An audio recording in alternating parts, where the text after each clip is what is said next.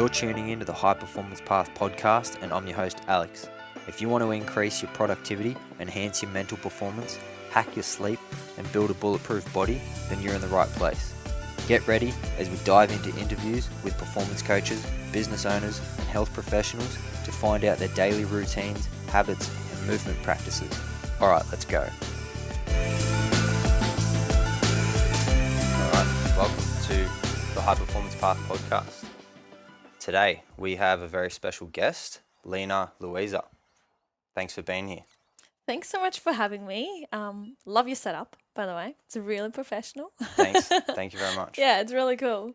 Yeah. Cool. So, for the listeners, why don't you start with like a quick introduction to where you're from and what brought you here today, and then we'll get into a little bit about kind of what you do. So let's start with that. Okay. Favorite question, where am I from? This is always a good question. So if you haven't picked up on it yet, she doesn't have an Australian accent. Well, I am German. I was born and raised in Germany. I lived there for 18 years. And then I went on a big adventure when I was 18 and thought, okay, I want to go to Australia. So moved over to Australia. I had about $500 to my name and absolutely no idea. And sort of, traveled around and, you make some experiences, and I did a bunch of jobs as well. Where did you first go to, like when you first came to Australia? I went to Sydney. Yep. Yeah, I went to Sydney and I worked in like a really shitty sandwich making shop. Like it was actually gross. What part of Sydney? Yeah. Darling Harbour. Oh, no, Okay. not what is it called? Where the opera house is. What do you call this? Circular Quay? That's the one. Yeah. Right there. And it was like $15 an hour, and I thought it was like the best thing ever. So, so that's how it all started. And I spent 2 months there, and then ended up traveling, and I was in country towns, and I did farming, and I did a bunch of stuff. So I basically lived in Australia for 5 years, and I studied here as well. So, and then I moved to New Zealand about 2 years ago, and now I'm back. So Back to Australia. Yeah, it's been a wild ride. So I'd say in New Zealand, people think I'm Australian, and I always say thank you because I take it as a compliment. Really? Why do they think that?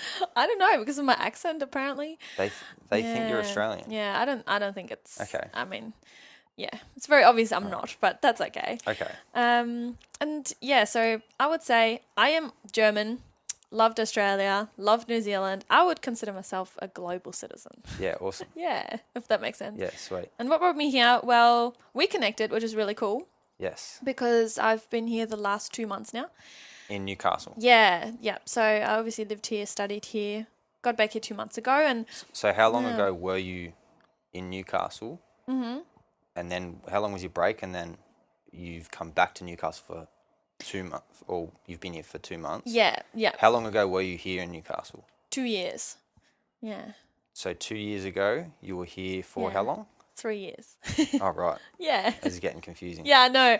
This is why this is my favorite question. So, but yeah, and now I'm back here, and it's actually been so good because it's been a completely different experience coming back here after that time, and I realized that I've connected with completely different people. Like, for example, connecting with you, it's been so good to just actually hang out with like-minded people, and it's something that I've really developed over those 2 years while I was away. So that's been really cool. Yeah, cool. So what do you do at the moment? What do you currently do here in Newcastle? So I'm a visitor. On a visitor visa, but I'm building an online course, which is really exciting and really cool, and I'm doing online coachings. Yeah, so I'm a mindset coach, empowerment coach. Yeah, cool. And all to do with beliefs, behaviors, and patterns, how to break them, and really getting into that brain science. That's what I love. So yeah, awesome. Yeah, which you do as well, which I think is really cool. Yeah. Yeah, sweet. All right, cool. So, we'll go back to your New Zealand trip a bit later. Sure. Let's talk about mindset a little bit. Actually, let's dive into the New Zealand. So, Okay. I want to talk to you a little bit about mindset. Sure. And dealing with adversity. Okay. when that happens. So Yeah. I know something's happened recently. Recently, like today, in Yes. regards to New Zealand. So do you want to talk about that and Yeah. tell the people listening a bit of like the start of that story, and then fill them in on what you've recently found out today? Yeah, sure. I think I believe in timing is always right. Like the universe has a timing that is always right. So it's funny that we are talking on this podcast now after all of this happened today. Like I actually think this had to happen this way, if that makes sense. But yeah, in a really quick 2-minute version. 2 months ago, I traveled from Sydney. I went to see Tony Robbins actually in Sydney, which was really cool. Traveled back to New Zealand, and I was denied entry at the airport. So that was a pretty big emotional hit. Well, not just emotionally, financially, everything kind of. That was pretty big because I was literally just told I have to pack my bags and leave the country the next morning. So the only reason I wasn't sent away from the airport as it was because there was no flights out of Queenstown. And you lived in New Zealand at this Yeah. time. Yeah. So they wouldn't let you back in where you've been for 2 years. 2 years, yeah. Yeah. So my whole life was there, my friends, my job. That was a really big thing for me, I guess, and I'm still processing this, and it would still take a while. But yeah, for the last 2 months, I've come back here, which has been basically a really good safety net because I've lived here and I've got friends here, and that's been really good.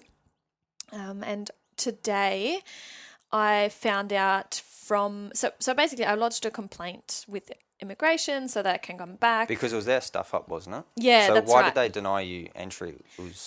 So because I had a registered business, I was doing speaking events and coachings from over there. Yep. And, you think you're doing the right thing. You registered through the proper process. Yes, that's right. To have a proper registered business over there in New Zealand. That's right. And they allowed it all and approved it all. Correct. Yes. That's right. And they approved my visa and everything was fine. I was paying taxes. So, I just, you think you're doing everything right and you think everything is going really well. And then basically the reason why they denied entry was because I did have that business, and on the visa that I did have, I was only allowed to work as a project manager at the time. So there's lots of things to argue the point, I guess, because I'm not one to find justice or anything like that, but if this kind of thing happens to you, I guess, I did want to find out, okay, that was kind of your mistake, and how come this has happened to me? Because I don't want anyone else to experience that. Yeah. I really, so what really did don't. So they were going to kick you out, and what were you supposed to do? Find your own way somewhere from New Zealand? Yeah. Yeah. So there was absolutely nothing. Like I didn't even have anything from that moment. I was literally just put on a plane and sent to Australia. So what were your options from the New Zealand airport? What was going through your head? Well, that's a really good question, because if I reflect on it now, I was really in survival mode. I wasn't really as in like, oh, this is the best option, this is not. I was really just focusing on, okay, what do I need to do? Who do I need to talk to? And how do I stay grounded? Like, how do I stay sane? How do I not freak out? Yeah. If that makes sense. Yeah. So that was a pretty big, those 2 days felt like a blur, basically. And from there, I didn't know my options. I think that was the scary thing. I didn't know my options. There was no certainty about anything of where I can go, who I can call, what I can do, basically, from there. So I was put back on a plane here, and the first thing I knew I had to do was call a friend to pick me up from the airport. From Sydney? From Sydney, that's right. And I was like, well, I'm not staying in Sydney. I'm coming up to Newcastle. And I called a friend, and she took me in, and I had a blow-up mattress and, slept on the floor, and that was fine, and I had just had my life with me, which is my 30-kilo suitcase. Yeah. So you sent an email, or you called. You sent an email and was waiting for a reply on That's right. Why, or their explanation to why you were denied, and if they were going to reverse their decision. Yeah, that's right. And that was how long ago? Yeah, so that was 2 months ago. So you've been waiting yeah. for a reply since then. Yeah, I have. So 2 months ago, I sent a formal complaint and basically explained the situation. I said, I want to go home. This is my home. I love it there. I wasn't aware of any of this. I have proof. I just did the whole, here are my facts. There you go. Yeah. Try to keep the emotion out of it. Yeah. So what's happened today? So today, after 2 months, I got an email reply. Oh my God, this day feels like so long already. But that was today, yes. And in the email, it basically just says that, thank you, but no thank you. So it literally just says, okay, we acknowledge what you said. They didn't go into anything of the proof that I have. And they just said, we're not going to reinstate your visa. You may apply for a visa in the future.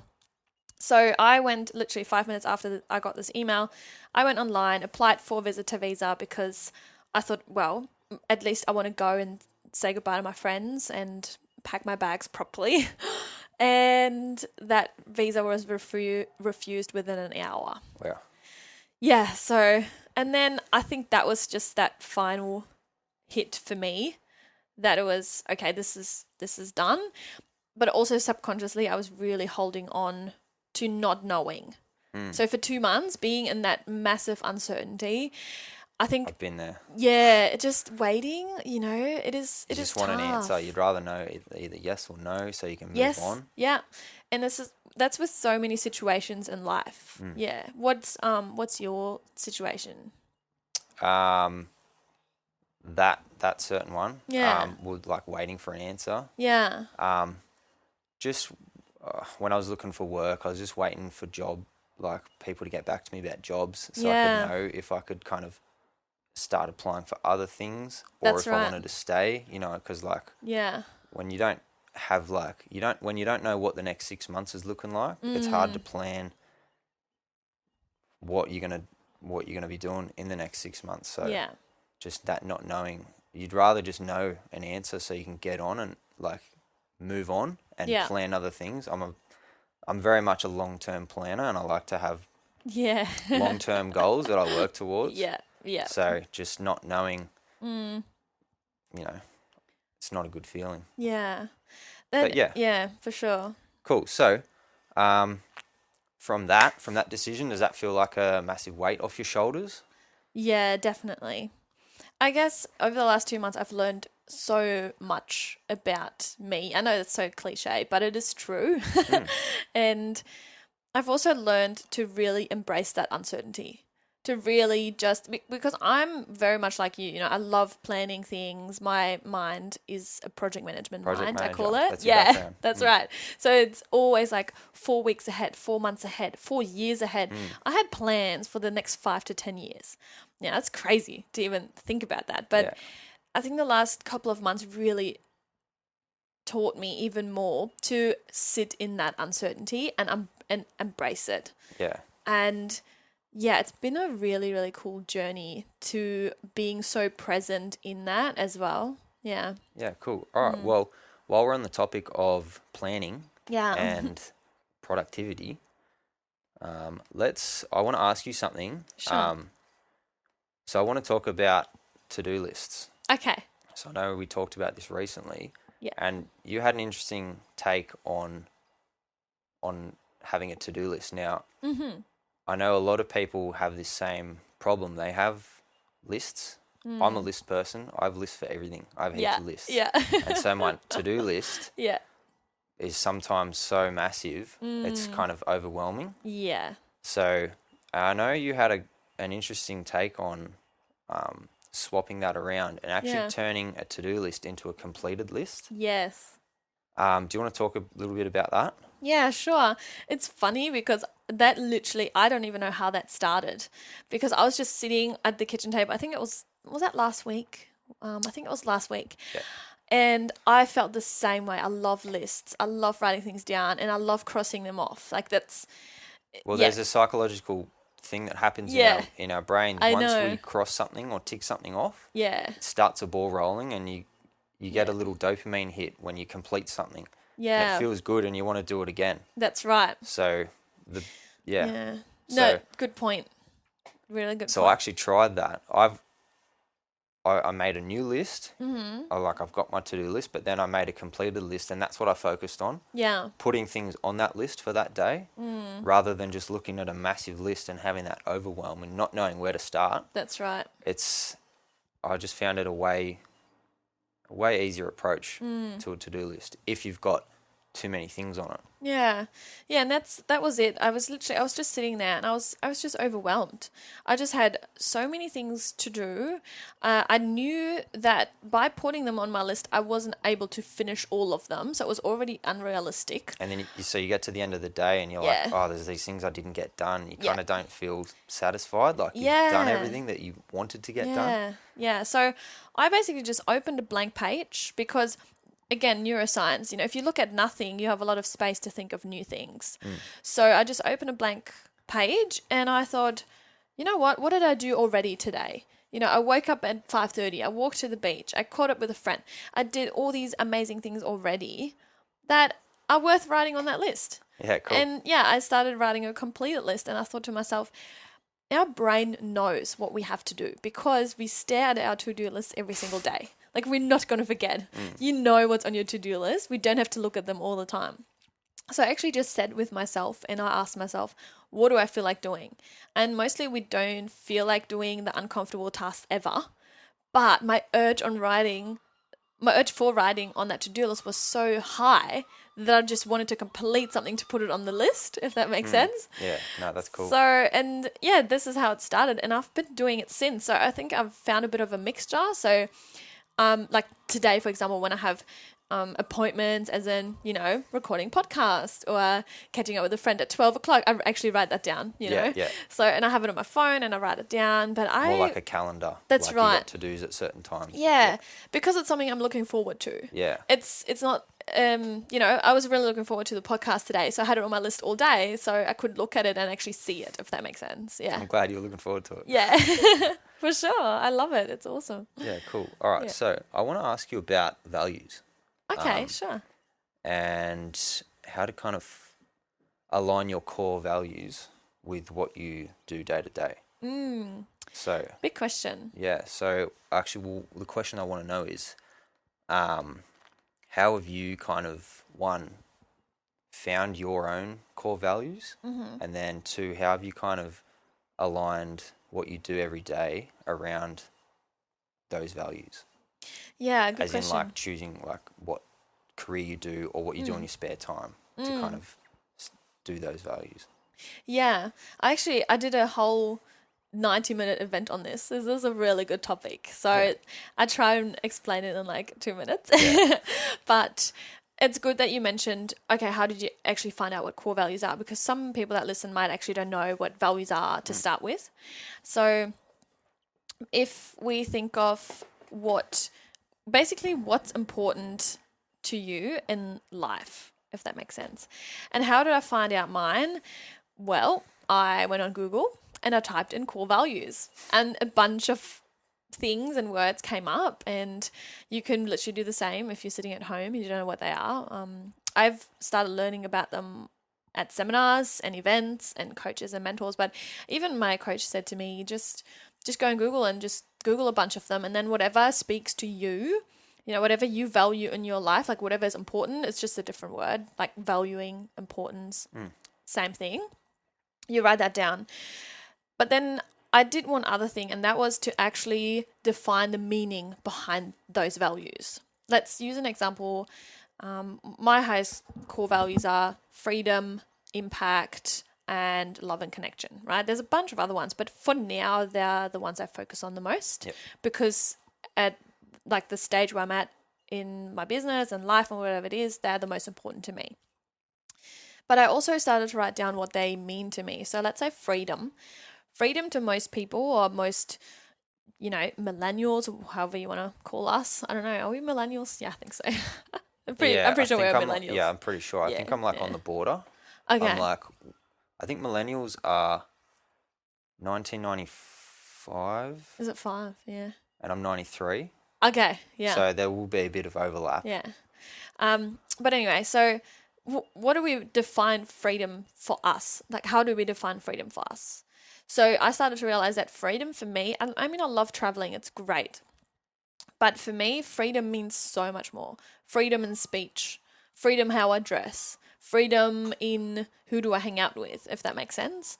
So that's, I think, if I can share anything with your listeners of, how they can define those core values, is to actually sit down, write a bunch of them that you think are important to you, and then write what they mean to you.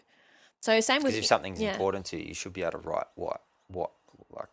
why that is and what it means to you. Yeah, and if you don't, that's fine too. But you can actually just ask yourself those questions. The better you get at asking yourself those questions, the more you'll start to learn about yourself, and the more you'll start to get to know who you are as well. Yeah, that's a whole different topic. But yeah, cool.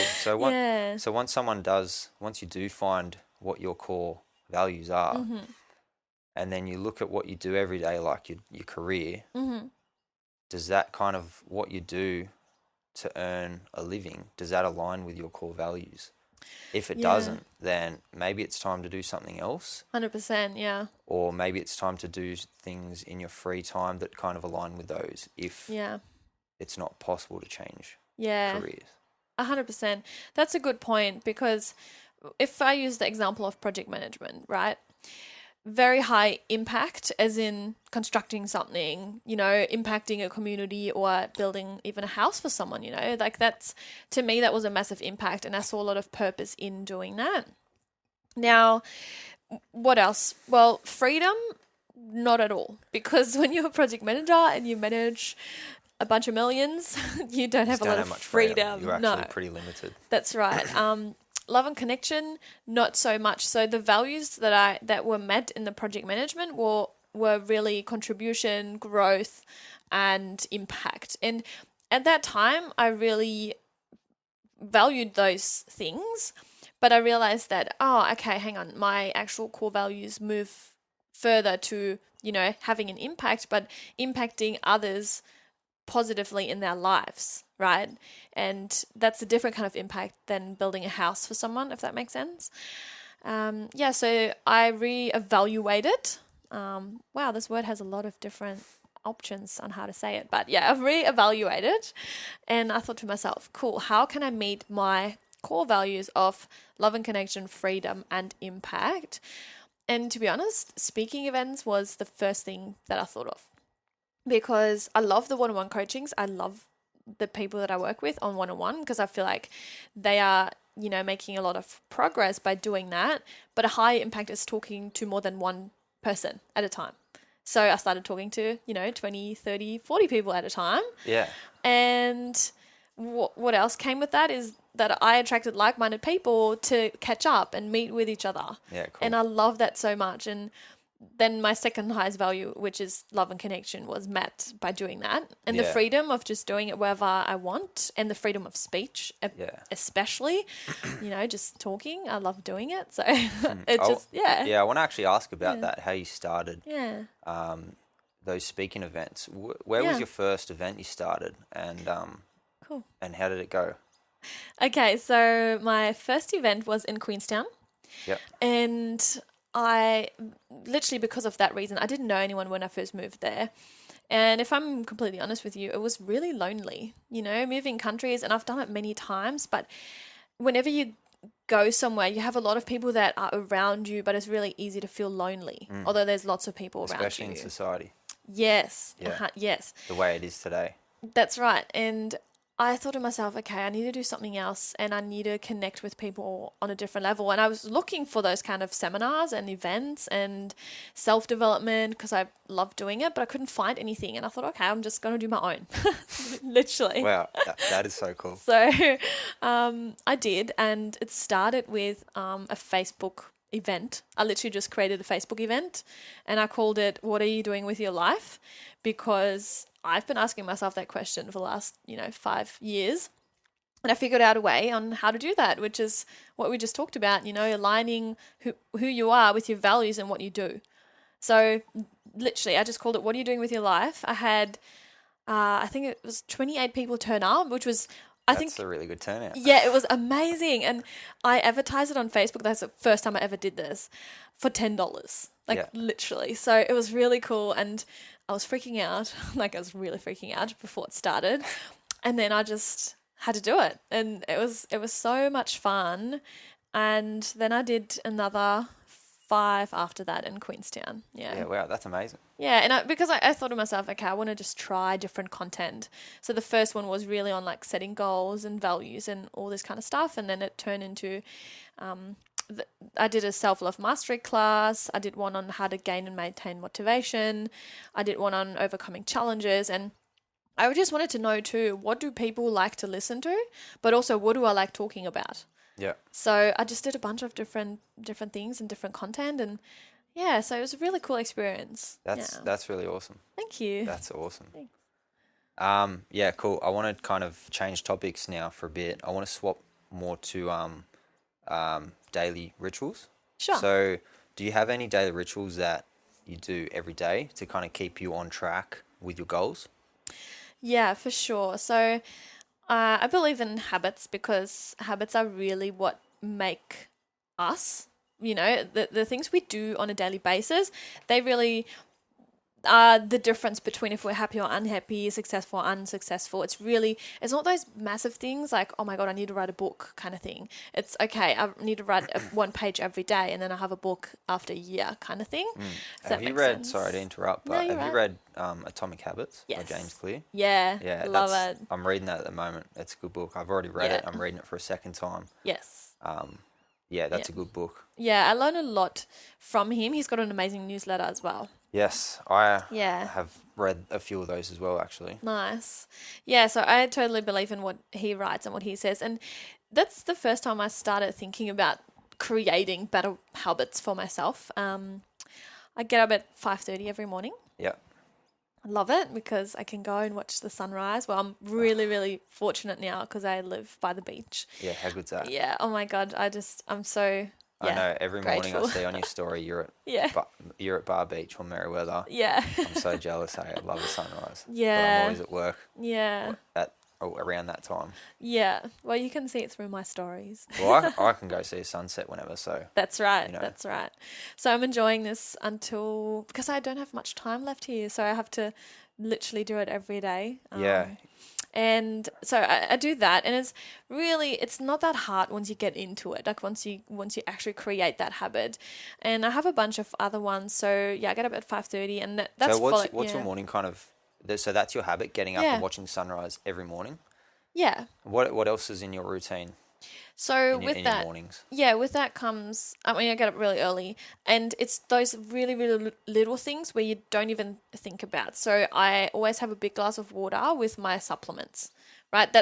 And I know it sounds really silly, but it's also an anchor because I do that every morning. Same with, I go and meditate. So that can be either 5-10 minutes. It really depends on how I feel. And that's the whole point of meditation. I just check in with myself. I'm like, cool, how do I feel today? Yeah, cool. What's going on in Lena's life? Yeah.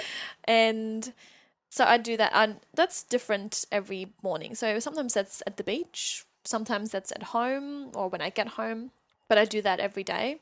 Sometimes I break it up as well. That's a good point about habits too, actually. If, let's say you want to do 20-minute meditation every day, why not do 10 and 10?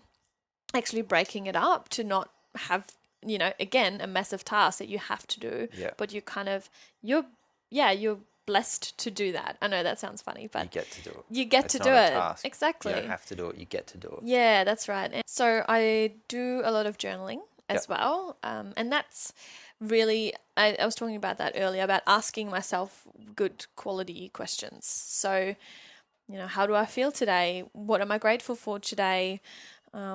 What am I challenged with? What do I need to let go of? Good question, a bit of a deeper one. Who do I need to forgive? Those kind of questions. And I just write whatever comes out. Do you use just a blank bit of paper to journal, or do you use a certain, like a book that's kind of pre-made with questions and lines? No. Because I know there's a lot of those around, and some are pretty good. Yeah. No, I just freestyle it. Just blank bit of paper. Yeah, cool. Yeah. And just whatever comes up. So Yeah. I think. Yeah, I do I am statements. Have you heard of I am statements? I haven't. What are they? Yeah, so I am statements really actually changed my life. It's such a little thing, but every day I write 5 things, like 5 times I am, and then good things about myself. Oh yeah. Yeah. So, or things that I want to be on that day, and it's really interesting because that just automatically checks in with myself. You know, some days I write awesome things on there. And when I first started, I didn't know anything. I was like, I don't know. I was struggling so much. And I realized that, maybe that is something I should work on. You know, if I can't find 5 good things about myself, okay, it's time to amp that up, you know, and it's changed everything. Because even on a day where I don't feel good or I feel a bit shitty, which we all do at days, I can just go back on my journal and I can see what I wrote the day before and before and before. So yeah, 5 I am statements every day, and you know, it can be anything like I am a good listener, I am positive, I'm motivated, I'm beautiful, like, or whatever is good about you. And I think a lot of people don't realize how much is actually good about them. And then you got your deeper ones, as in I am good enough, I am worthy, I am deserving. And the more you actually write them, the more it becomes your reality. Yeah, cool. Yeah, so I do them every single day, and it's really changed the whole relationship I have with myself too. Yeah. Yeah, awesome.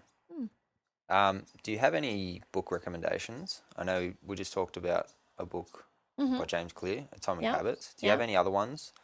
Yeah, so or what have you read that's what have you read recently that's good? It could be anything, any topic.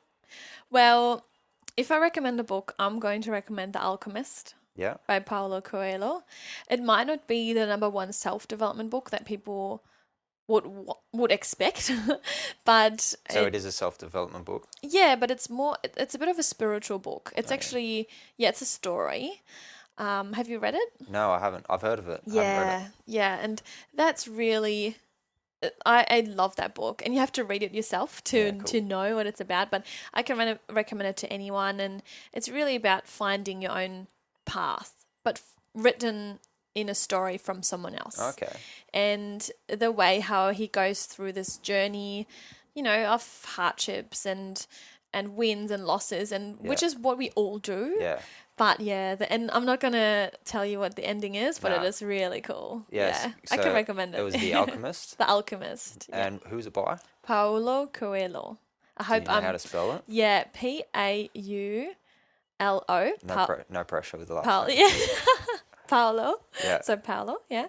Coelho is Coehlo, I think. Cool. I'm sure people can Google it and I hope find so. it if they want to. If they Google The Alchemist, and please don't hold me accountable, I'm not English speaking, so if that's spelled wrong, I'm sorry.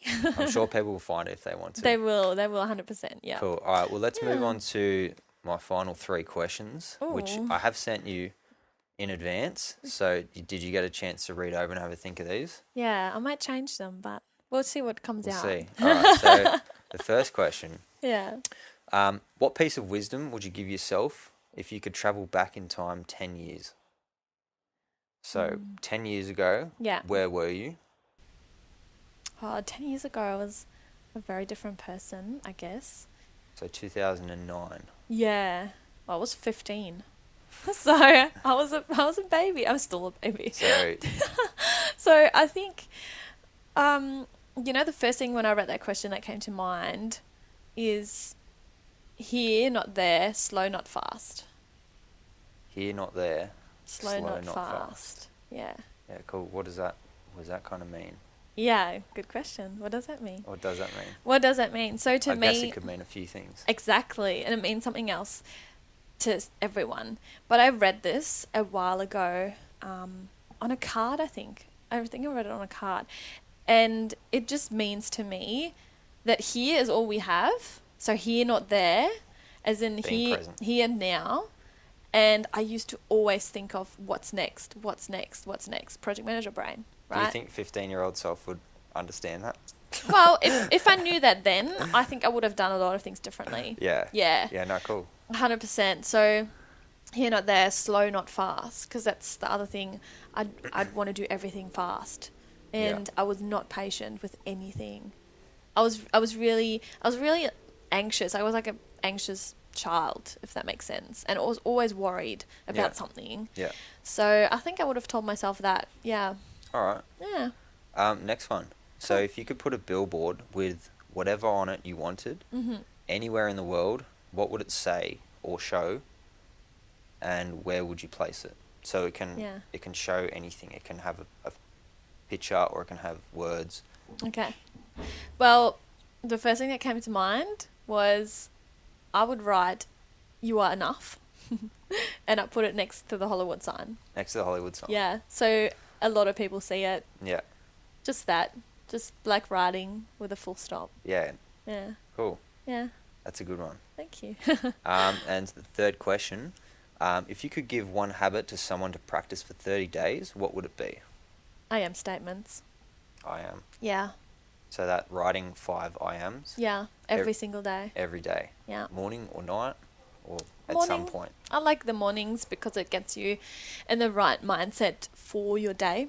Yeah, cool. So, yeah, just things that are good about yourself. Yeah. Oh, awesome. Mm. Yeah, sweet. All right, we've got to wrap things up. But if people want to find out more about you, what social media are you most active on, or websites? Yeah. So I use Instagram a lot. I like pictures, and because I talk a lot and I do videos and things like that, I love Instagram. Yeah, cool. What's your Instagram? It's Lena Luisa Coaching. So LenaLuisa Coaching. Yeah. All one word, lowercase. And so that's pretty easy to find. But I also use Facebook, and I have a Facebook group actually. If people are interested in any kind of free videos, I post a bunch of stuff in there, and I also record some training videos, as in, people can ask me questions before the video comes out on a Sunday. Actually, I do them live, so I don't pre-record them. And I just do a little live coaching, which is between 15 minutes and half an hour, and people can just watch that for free in the Facebook group. Yeah, cool. So you post that in the group. Yeah. Every week. Every Sunday. What's that group called? It's called It's Time to Glow Up. So as in, I'm out teaching the old ways of how we're supposed to grow up, and I'm switching it into we should glow up. Oh, cool. So yeah, if you type in the Facebook search It's Time to Glow Up, you'll find it, and you can request to join. Yeah, sweet. Yeah. And I know you've got a 6-week course coming out. Now, by the time this airs, this podcast, that course would have started. Mm-hmm. So what have you got planned on the horizon?